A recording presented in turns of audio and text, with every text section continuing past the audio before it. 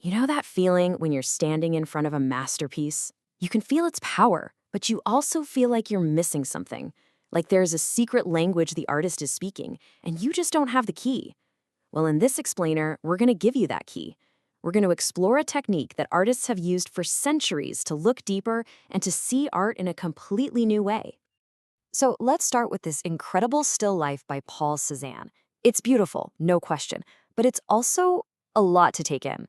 The perspective feels a little wonky, the objects are complex, and it's so easy to just look at this and say, yeah, I like it, but if someone asks you why, you kind of draw a blank, right? Why does it feel slightly off-kilter but also perfectly balanced?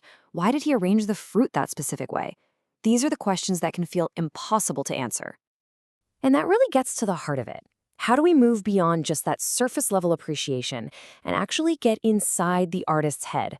How do we start to understand the thousands of little decisions that went into making an image like that Cézanne? Well, here's the thing. Art history books and long essays can only take us so far. When you try to describe something visual using only words, a lot gets lost in translation. To really get a painting, you need to use the artist's own language. You need to think in shapes and lines, not just paragraphs. So what's the solution? It's not about reading more. It's actually about picking up a pencil. It's a method that's way more hands-on and, honestly, a lot simpler than you might think. The big idea is called visual art analysis, and it's a deceptively simple concept. The best way to understand how an artist thinks is to use their tools. The moment you pick up a pencil and paper, you stop being a passive viewer and you become an active investigator. And let me be clear, this is not some stuffy new academic theory. This is a time-honored tradition. For hundreds of years, the best way to learn from the masters was to sit down and literally draw their work, to trace their decisions. I mean, this practice has incredibly deep roots. All the way back in the 1200s, a builder named Villard de Honnecourt was using geometry to find the hidden structure in everything. Fast forward to the Renaissance, and art students were filling sketchbooks with drawings of Michelangelo's sculptures, trying to crack the code of his genius. Then, in the 1700s, William Hogarth tried to define the very idea of beauty with a single curvy line. And by the 1920s, Bauhaus masters like Itten and Kandinsky turned this whole tradition into a system for decoding modern art. All right, so that's the theory, but what does this stuff actually look like in practice? Let's dive in and see some of these secret codes in action. This is where it all starts to click. Let's go back to that Cézanne painting. On the left, the original. On the right, a diagram made by an art professor named Earl Loran back in the 1940s. What's so cool here is how Loran just ignores all the color and texture and boils the painting down to its structural bones. He's basically creating an architectural blueprint. See how the diagram highlights that strong diagonal line from the table and the basket? That's a key part of the structure that's so easy to miss when you're just looking at the finished painting. Okay, now let's rewind the clock, like 700 years back, for a totally different reason.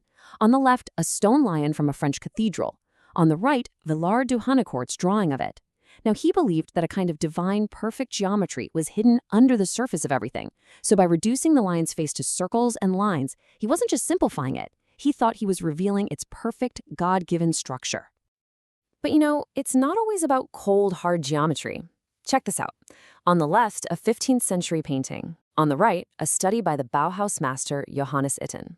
He called this a sensation study. He wasn't trying to map the geometry at all. He was trying to capture the feeling of the painting, the rhythm, the energy, that spiritual glow. It's a completely different mindset. So this is a really crucial point. We've basically got two different ways of thinking here. The objective approach, like Earl Loran's diagrams, asks, how is this thing built? It's analytical, it's structural. But the subjective approach, like Itten's study, asks, how does this thing feel? It's all about emotion and expression, and both are totally valid ways of decoding art.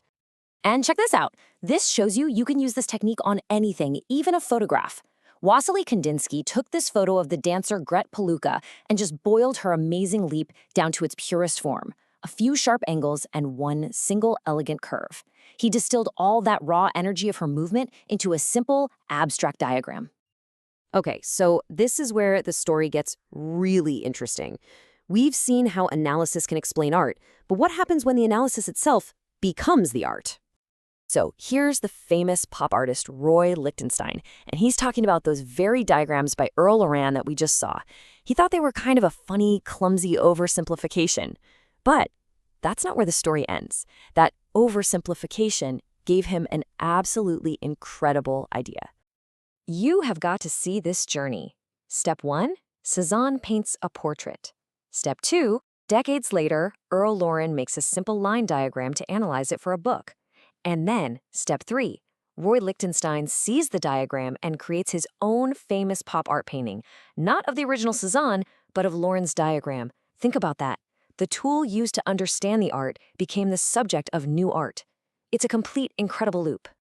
And Lichtenstein became so fascinated by this idea that he started doing it to his own work. For this mural in Tel Aviv, he created this huge 2-panel piece.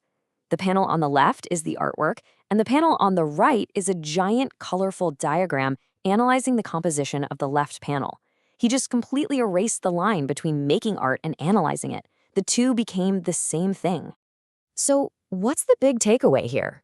What does all of this mean for you the next time you walk into a museum? Because this isn't just some dusty history lesson. This is a tool that anyone can use. And you don't have to be a great artist. That's totally not the point.